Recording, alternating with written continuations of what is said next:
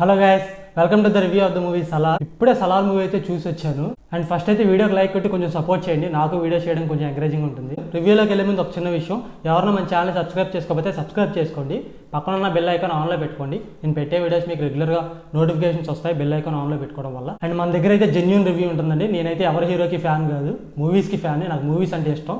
Movie చూసి వచ్చి జెన్యున్గా రివ్యూ చెప్తాను. సపోజ్ ఆ హీరో అంటే నాకు ఇష్టం, ఆయన గురించి పాజిటివ్గా చెప్పడం, ఈ హీరో అంటే నాకు ఇష్టం లేదు, ఆయన గురించి నెగిటివ్గా చెప్పడం అంటే మన దగ్గర ఉండవు. 100% జెన్యూన్ రివ్యూ ఉంటుంది. సో ఎవరన్నా నా వీడియోస్ కావాలనుకుంటే సబ్స్క్రైబ్ చేసుకొని పక్కన బెల్ ఐకాన్ ఆన్లో పెట్టుకోండి. అండ్ ఇంకా సలార్ మూవీ గురించి చెప్పాలంటే సినిమా అయితే చాలా బాగుంది. అండ్ ఇంకా ప్రభాస్ ఫ్యాన్స్కి అయితే ఫస్ట్ హాఫ్ అంతా ప్యారడైజ్ బిర్యానీ తిన్నట్టు ఉంటుంది.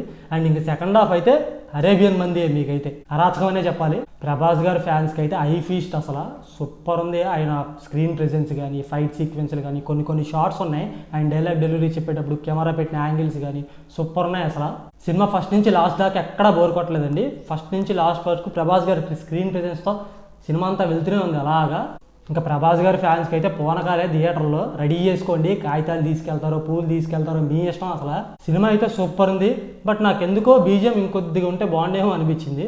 ఒక ఫుల్ ప్లేట్ బిర్యానీని నిమ్మకాయ ఉల్లిపాయ లేకుండా తిన్నట్టు అనిపించింది నాకైతే. మ్యూజిక్ డైరెక్టర్ అయితే బాగానే కొట్టారు, కాకపోతే ప్రభాస్ గారు కట్అవుట్కి అది అయితే సరిపోలేదు. అండ్ ఇంకో మైనస్ ఏంటంటే ఎలివేషన్ సాంగ్స్ లేవు సినిమాకి, అది బాగా మైనస్ అయింది. ఎందుకంటే ప్రభాస్ గారు క్రియేట్ చేసిన ఆరాకి కానీ, ఆయన స్టైల్కి కానీ ఒక ఎలివేషన్ సాంగ్ అన్న పడితే బాగుండేమో అనిపించింది నాకైతే. బీజిఎం అయితే సరిపోలేదు సినిమాకి. అండ్ ఇన్ఫ్యాక్ట్ బీజిఎం సరిపోయినా కూడా ఆయన స్క్రీన్ ప్రెజెన్స్తో సినిమా అంతా అలా వెళ్తూనే ఉంది. మామూలుగా అయితే ఏదైనా ఫైట్ సీన్కి బీజిఎం లేకపోతే అసలు ఎలివేట్ అవ్వదు సీన్ అనేది, కానీ అక్కడ ప్రభాస్ గారి వల్ల సీన్ అంతా ఎలివేట్ అవుతూనే ఉంది బీజిఎం సరిపోయినా కూడా. అండ్ ఆయన కట్అవుట్కి బీజిఎం కొట్టాలంటే సరిపోతే ఎవరి వల్ల కాదు. అండ్ ఇంక స్టోరీ విషయానికి వస్తే మాత్రం సేమ్ కేజీఎఫ్ ఫస్ట్ పార్ట్ ఎలా ఉందో సేమ్ ఇది కూడా అంతే అండి.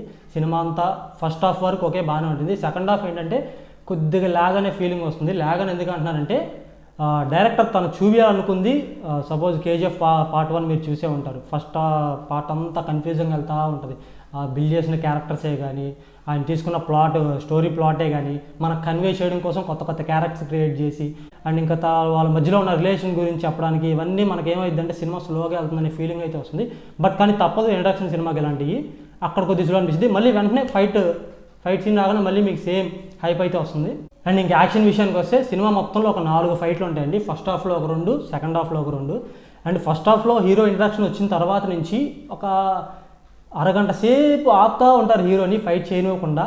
అంటే ఇంకా ఆకలి పెరిగేలాగా హీరో మనం చూసే ఆడియన్స్కి కూడా ఒక ఇది క్రియేట్ అవ్వాలి, ఒక ఫీలింగ్ క్రియేట్ అవ్వాలని చెప్పి ఆకలితో ఉన్నట్టు అలా చూపిస్తూ ఉంటారు.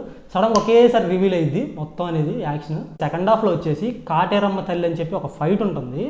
ఒక చిన్నపిల్లది రేప్ సీన్ దగ్గర ఒక ఫైట్ ఉంటుంది. ఆ సీన్ అయితే అరాచకం అసలు. ఆ ఫైట్ అయితే ప్రభాస్ ఫ్యాన్స్కి అయితే పండగే ఇంకా.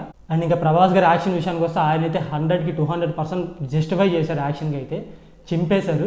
పృథ్వీరాజ్ గారు కానీ, శృతి హాసన్ కానీ, జగపతి బాబు గారిని ఎవరికి వాళ్ళ యాక్షన్ పరంగా 100% సూపర్ చేశారు. అండ్ నాకైతే బాగా నచ్చింది సినిమా అయితే. అండ్ సెకండ్ హాఫ్ చెప్తున్నా కదా కొద్దిగా స్లో అనే ఫీలింగ్ వస్తుంది. స్టార్టింగ్ ఒక అరగంట సేపు స్లో అని ఎందుకంటే ఆయన కాన్సార్ అనే సామ్రాజ్యాన్ని చూపించారు కదా, ఆ సామ్రాజ్యంలో ఉన్న క్యారెక్టర్స్ని బిల్డ్ చేయడం కోసం అండ్ ఇంకా స్టోరీ కోసం కొద్దిగా స్లో అయిందనే ఫీలింగ్ అయితే వస్తుంది. సో తప్పదు, ఇంట్రడక్షన్ మూవీస్కి ఇలాంటివి ఉండాలి, కామన్ అది. అండ్ సినిమా అయితే కన్ఫర్మ్గా 2 సార్లు చూడాలి. కొద్దిగా కన్ఫ్యూజింగ్గా ఉంటుంది సెకండ్ హాఫ్ అయితే, 2 సార్లు చూస్తేనే కానీ అర్థం కాదు. అండ్ ఇంకా క్లైమాక్స్ అయితే సూపర్ అసలు. షర్ట్ తీసేసి సీన్ ఉంటుంది, కొన్ని కెమెరా యాంగిల్స్ కానీ, కత్తులతో నరికే సీన్లు కానీ సూపర్ ఉంది అసలు. అండ్ ఇంకా అఫ్కోర్స్ సెకండ్ పార్ట్కి వదిలేశారు సినిమా మొత్తాన్ని. ఎండింగ్ అలా చూపించి అక్కడ ఒక ట్విస్ట్ పెట్టి ఇంకా అక్కడితో సెకండ్ పార్ట్కి వదిలేశారు సినిమాని. ఇంకా సెకండ్ పార్ట్ అయితే మన ఓళ్ళకే ఇంకా. అండ్ ఇంకా అందరూ వెయిట్ చేస్తున్నారు సలార్కి కేజీఎఫ్కి లింక్ ఉందా లేదా అని. సినిమాలో అయితే క్లారిటీ ఇచ్చేసారు, లింక్ అయితే లేదండి. సెకండ్ పార్ట్లో ఏమన్నా ఛాన్స్ ఉందేమో అనిపించింది నాకైతే సినిమా చూసిన తర్వాత. మరి చూడాలి, సెకండ్ పార్ట్ దాకా వెయిట్ చేయాలి, వచ్చేదాకా చూద్దాం. మరి ప్రశాంత్ నీల్ గారి మైండ్లో ఏముందో మరి. ఓవరాల్గా నాకైతే నచ్చిందండి సినిమా. అందరూ చూసే సినిమానే, ఫ్యామిలీ ఆడియన్స్ కానీ, మాస్ ఆడియన్స్కి కానీ అందరికీ నచ్చింది సినిమా అయితే. అండ్ ఇదండి మూవీ అయితే నాకు ఓవరాల్గా నచ్చింది. సినిమా అయితే చాలా బాగుంది, చూడండి, వాచ్ ఇట్, ఎంజాయ్. ఇంకో వీడియోతో మీ ముందుంటా.